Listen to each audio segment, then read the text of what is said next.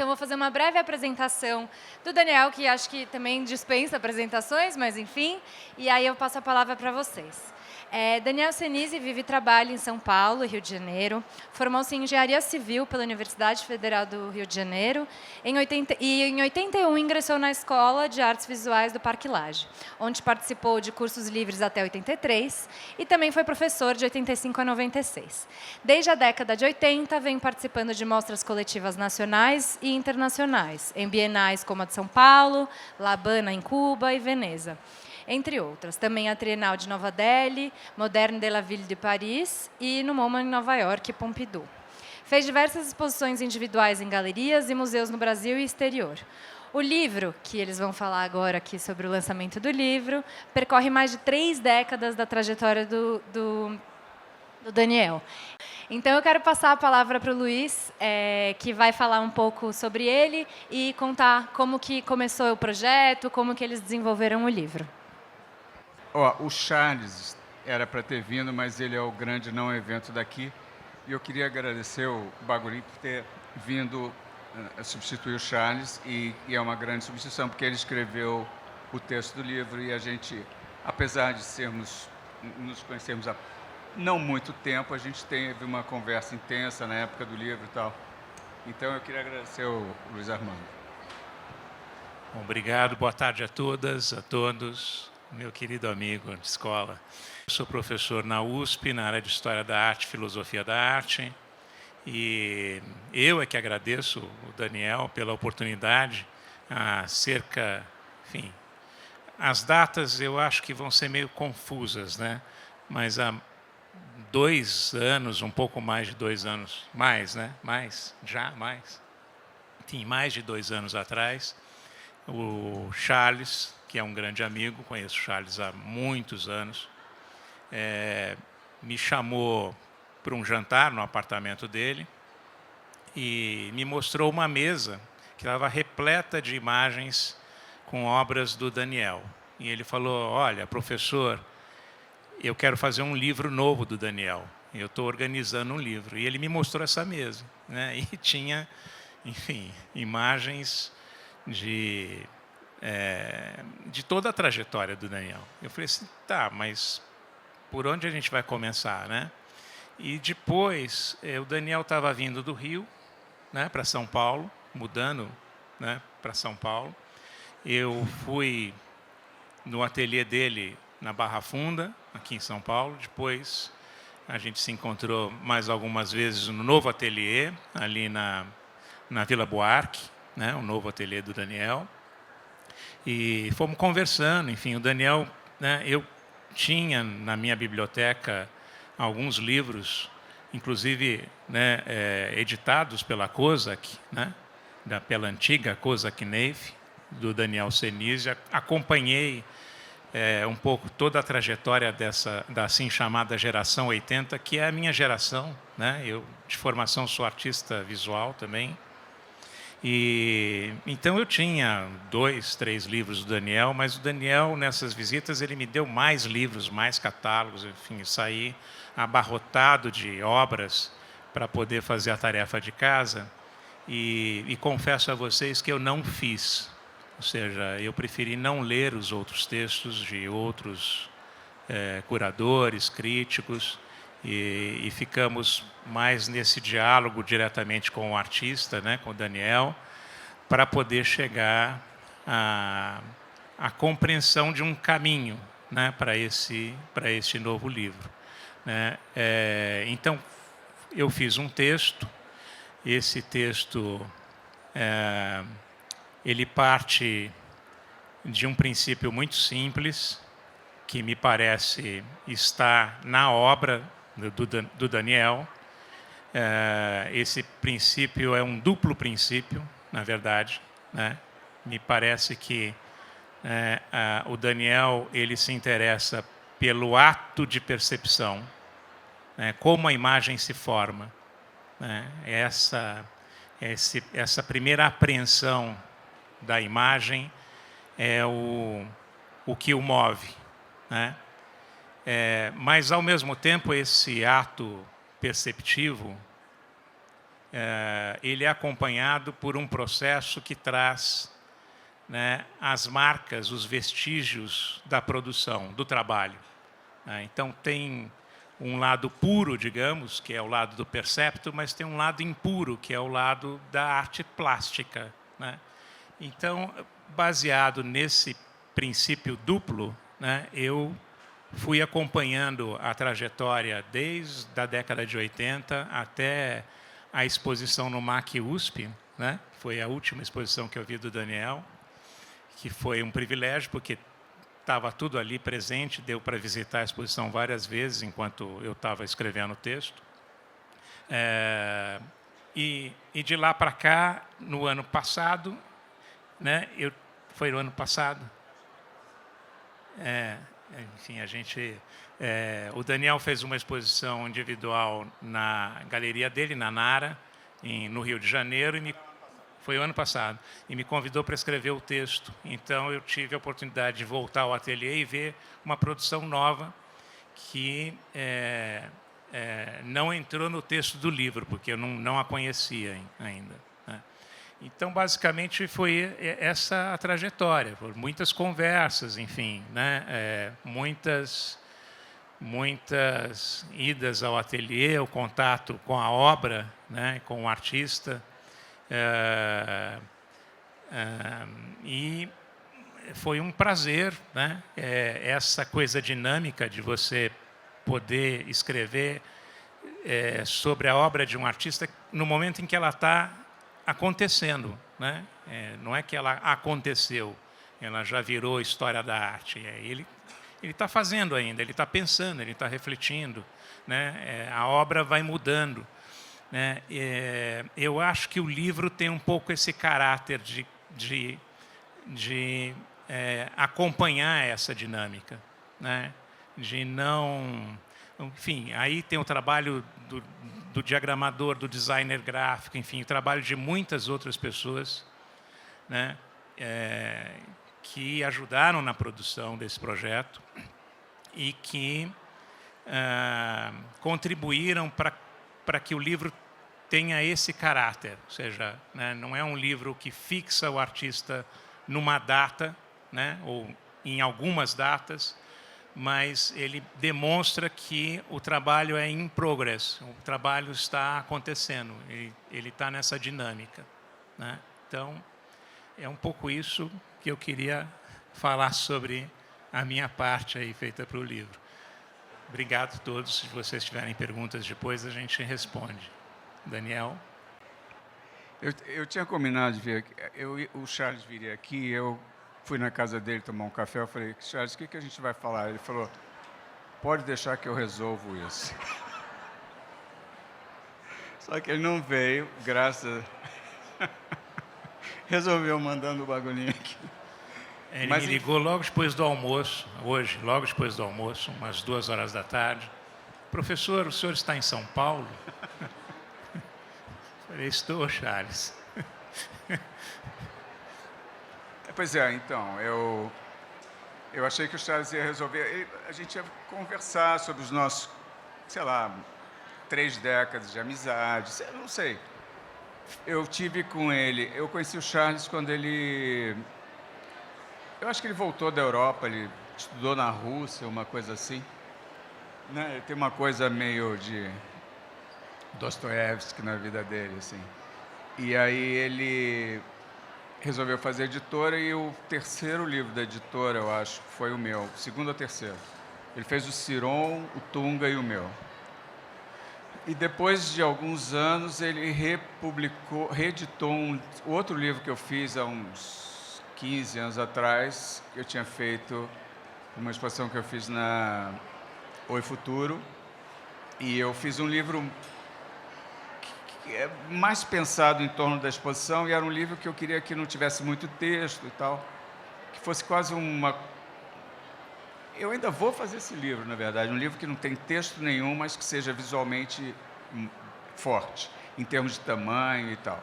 Mas não era a ideia, eu reencontrei o Charles, eu estava com um projeto de livro com o Eduardo Brandão, meu amigo, que era fazer um livro que... Porque eu estou fazendo isso já 40 anos, né? Então, era um livro que entrasse no trabalho, não pelo trabalho mais visível, que falar, isso é o trabalho que é a minha marca, o chão. Às vezes falam para mim, isso é um Daniel Senise, aí mandam uma foto de uma parede velha, envelhecida, enfim. É um pouco, mas não é só isso, né? E a gente está, eu e o Edu, pensando em fazer um livro que começasse por alguns trabalhos não óbvios, não vistos. Eu tenho alguns poucos trabalhos de gravura, alguns objetos e tal. E desses trabalhos a coisa se desdobrasse nessa coisa principal. Mas por várias idas e vindas, nessa época o Charles abriu a editora. Eu contei para ele do livro e ele falou, eu vou fazer esse livro. Aí mudou tudo. Daí o Charles convidou o Bagulin. O livro tem um caráter menos experimental, porque entra por trabalhos que nunca foram vistos, alguns objetos que a gente pensou eventualmente colocar que não são nem trabalhos, para entrar no trabalho, para mostrar que o trabalho é um território, não são alguns objetos que resultam do processo, que as pessoas conhecem mais. Que mesmo alguns artistas, eles fazem, às vezes, um trabalho para continuar pensando no trabalho, e esse trabalho é uma continuação de um território que você já domina. Mas a gente resolvemos fazer um livro. O Bagulin fez um texto estrutural muito bom, central, e o livro desenvolveu-se em torno desse texto.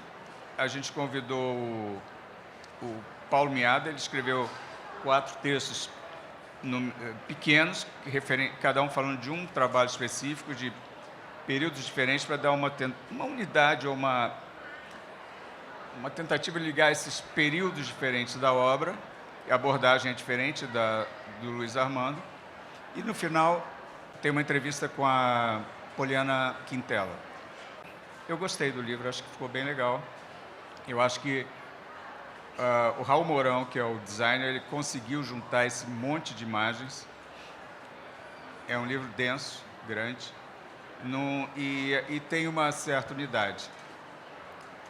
E como é extensivo em termos de imagens, é mais generoso para você ter uma visão do trabalho do que quando você vai Eu fiz uma exposição no MAC, tinham 40 trabalhos. Era uma exposição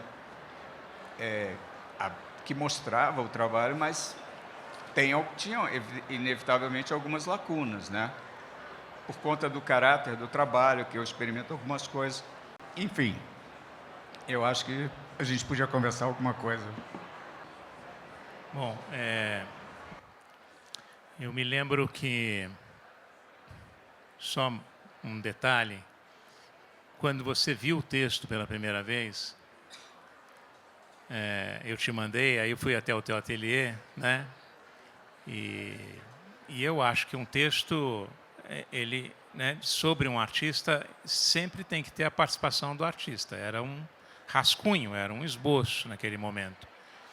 E eu mandei para o Daniel, falei, olha, Daniel, é apenas um esboço, é uma coisa, uma estrutura geral, né? E você pode mexer, me dar sugestões, jogar fora, a gente recomeça, faz outro, enfim. E o Daniel falou assim, olha, Bagulin, eu achei muito legal o texto, principalmente porque me fez pensar numa questão de que, às vezes, o que você está fazendo de forma imediata, o teu trabalho presente, tem relação com outras coisas, esse território do qual ele fala, que está mais próximo, está num contexto mais aproximado. Você está dentro de uma série, dentro da reflexão de um conjunto de trabalhos que conversam entre si. Só que o seu texto me fez pensar que o que eu estou fazendo hoje tem uma relação com um arco de tempo muito maior, tem relação com o que eu estava fazendo lá atrás, que tudo é a mesma coisa. E aí eu fiquei muito feliz, eu falei assim, puxa, não foi algo intencional, mas foi algo que o acompanhamento, refletindo Cada produção demonstra, né? Isso é interessante quando o texto ele não se sobrepõe à obra, mas ele vem da obra, né? A gente inverte a hierarquia. Em geral, a assim chamada estética, né? De onde vem a crítica de arte, o trabalho dos críticos, né? Se alimenta de teorias estéticas, teorias de arte. As teorias existem, já estão prontas e são aplicadas às obras de arte, né? Mas no nosso caso foi o contrário, né? Quer dizer, não houve nenhuma teorização antecipada. As coisas que estão refletidas ali, elas foram emergindo gradualmente do próprio trabalho. Então, o resultado é um livro, como o Daniel falou, denso, é um livro, né, grande, que mostra essa trajetória, né, mas que não teve essa intenção de ser, né, como eu já disse antes, um livro definitivo sobre a obra do Senise, que está em curso, né, tem esse dinamismo. Enfim, quando a gente está no ateliê, eu vou todo dia para o ateliê, já achando que estou atrasado, já achando que vai ser complicado. Você está muito naquele momento do trabalho que você deixou na véspera, pensa algumas coisas que você pode fazer, pensa se aquilo faz sentido. Você está naquela sessão transversal, naquele instante, sabe? E para você... O que aconteceu, que o Bagulin falou, é que ele me mostrou, de alguma maneira, que o que eu estou fazendo, ele é um contínuo, né? Muitas vezes a gente está lá eu estou lá no ateliê tentando saber qual vai ser o próximo degrau, sei lá, mas isso é mais um território plano, onde você vai conquistando coisas, passam a ser suas, e você as usa eventualmente em outros momentos. Então, quando o Bagolin viu o trabalho, eu estava começando alguma coisa que está desenvolvendo agora por conta desse ateliê que eu tenho, que tem um espaço muito generoso. Eu tenho 2 andares onde eu posso experimentar algumas coisas que eu estou experimentando, e elas falam muito com coisas dos anos 90 do meu trabalho. Então, você sai um pouco daquele caminho de ida e volta, e você começa a ter noção novamente do território. Outra coisa em relação a texto, eu não gosto muito de ler texto porque às vezes atrapalha, sabe? Eu tenho um artista que eu gosto muito a vida toda, que chama Sigma Polk, e eu nunca achei um texto dele na vida. Eu procurei na internet tudo. E agora eu achei, num livro que eu comprei em Paris, uma entrevista. Não era um texto. Eu evito ler os textos sobre o trabalho dele, porque eu tenho uma relação muito intensa com o trabalho dele. Então, eu acho que eu não preciso ler nenhum texto. Claro que eu tenho ideia do contexto dele, sabe? Mas eu comprei um livro que eu queria ouvir uma entrevista dele. E eu não li inteira a entrevista. Eu preferi não ler a entrevista. Não, é só uma pequena pergunta. Assim, você é carioca, né? Claro, e viveu sua vida inteira no Rio de Janeiro, e toda essa história que você está contando no livro, ela tem uma origem absolutamente de um local carioca por um tempo em Nova York. Aí eu queria saber, assim, que eu acho que você, como eu, o local do ateliê é um local super importante para o trabalho e para o processo. Você não pode ficar... Tem artistas e mesmo pintores, né, que se deslocam e trabalham se deslocando, como o Zerbini, por exemplo, né? Então, assim, que é da mesma geração nossa. Então, assim, eu queria saber se a mudança tua para São Paulo, definitiva, então, né? Mudança e a coisa do ateliê, que eu acompanhei um pouco, uma certa agonia sua em relação a encontrar o lugar certo de ateliê, se isso interferiu fundamentalmente ou não, né? Ou se foi só uma questão de mudança mesmo de espaço. Eu acho que interfere, mas sempre num nível muito subjetivo onde você está. Porque sobretudo o meu trabalho, Não tem eu não falo especificamente de uma coisa. Eu falo de uma coisa menos concreta, né? Que eu não prefiro não me estender nisso. E é evidente, o espaço onde eu trabalho, ele é importante, sobretudo porque quando eu comecei esse meu trabalho, as superfícies do ateliê ficaram tão densas que passaram a fazer parte do trabalho. E daí eu comecei a usar esse artifício, esse processo de me apropriar de superfícies. Inicialmente era a superfície do ateliê, mas depois eu comecei a me apropriar de superfícies outras. E eu uso uma chave conceitual que eu digo que onde eu me aproprio de uma superfície é o meu ateliê naquele momento.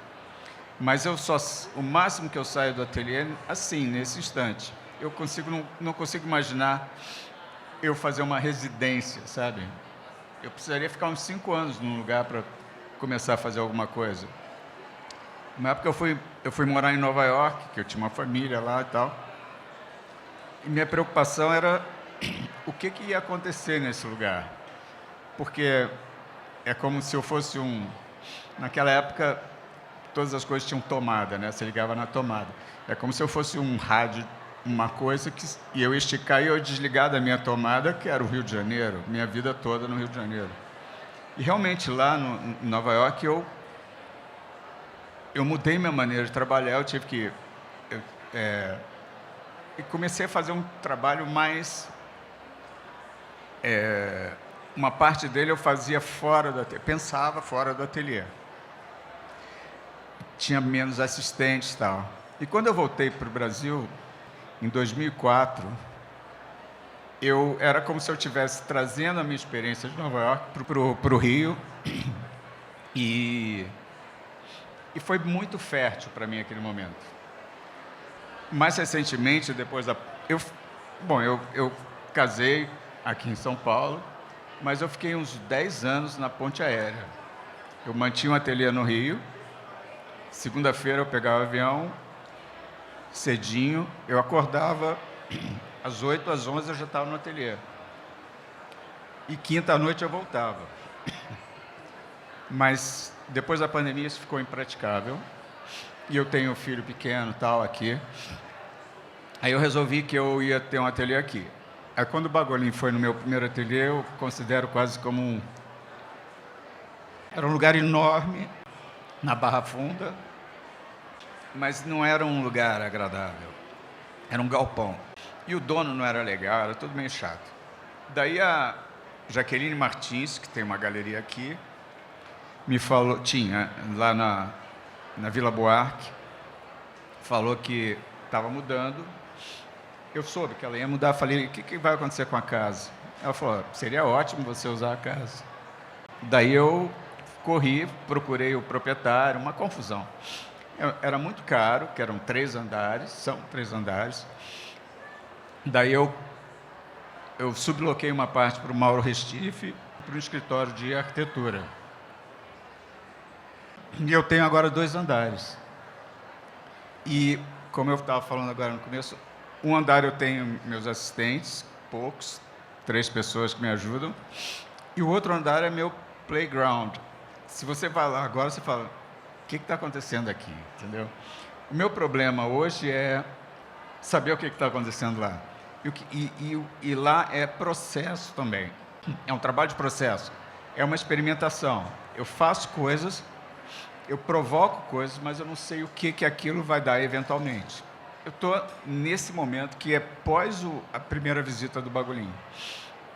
E está muito interessante. É, de novo, como se fosse assim, uma prova de que eu vou ter que resolver alguma coisa. Mas, ao mesmo tempo, eu sei que eu estou fazendo isso há 40 anos, né? Eu estou me divertindo lá, da maneira que eu posso me divertir. O retrospectivo foi retrasado, o ano passado. 2 anos, né? 2 anos. Eu fui lá ver, a gente foi ver juntos, eu fiquei muito emocionado, se lembra? Mas eu estou interessado, foi muito bonito ver pela primeira vez todo o seu trabalho num lugar só. E foi chocante. Foi um enorme volume de coisas. Tinha muita coisa que não estava lá também. Eu queria saber qual foi o efeito para você de ver isso todo junto, em termos do caminho que você está fazendo, se bifurcou alguma coisa, se alguma coisa sobrou, alguma coisa residual dessa visão do trabalho todo junto de uma vez, em que você está fazendo agora, ou até na concatenação do livro. Essa exposição foi no MAC USP, acho que tinha uns 40 trabalhos lá. A memória que eu tenho daquilo tem algumas coisas complexas. Foi uma exposição muito elaborada e é um museu teve pouca visibilidade. Mas isso me incomodou lateralmente. Para o meu uso pessoal, por um lado, a exposição mostrou que eu tenho um trabalho, que eu não estou perdendo tempo. Por outro lado, eu senti que tinham lacunas lá, sabe? Que tinham coisas que, por mais que você tenha 40 trabalhos numa exposição, às vezes você não está faltando alguma coisa. E eu acho que o livro que a gente está fez aqui, meio que cobre essas lacunas. Mas essas lacunas, você estava ciente disso antes ou só na hora que a exposição estava toda montada? Eu já sabia, mas assim, o problema quando você monta uma exposição é que aquela exposição tinha trabalhos dos anos 90 até agora. Então ela tinha que ter um caminho, né? E eu acho que é evidente que tem, para fazer uma coisa sem lacunas, talvez você tivesse, no meu caso, botar umas 80 obras, entendeu? Um pouco menos, talvez. Mas algumas coisas não foram visitadas. Isso que eu estava falando de um livro como eu tinha pensado inicialmente com o Eduardo Brandão, que começasse por essas coisas laterais que são o que provocam o trabalho.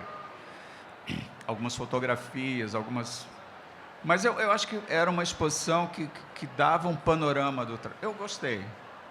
Mas agora estou montando uma exposição no Rio, no Paço, que vai ser maior que essa, e eu tenho a sensação de que vai ser mais abrangente.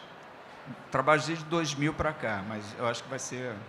E são 2 andares no Paço? É um andar só do Paço, o andar inteiro. Vai ser em junho. E quantos trabalhos? 50. Uau! E o título provisório da exposição é 50 versões, mas a gente está procurando outro título. A curadora é a Poliana Quintela. Em suma, resumindo, eu acho que exposição é uma coisa, evidentemente o livro é outra, mas eu fiquei contente que esse livro cobre essas lacunas desse processo de algumas décadas. Então, acho que é isso. A gente quer agradecer vocês e obrigada, Luiz, por em tão pouco tempo conseguir substituir.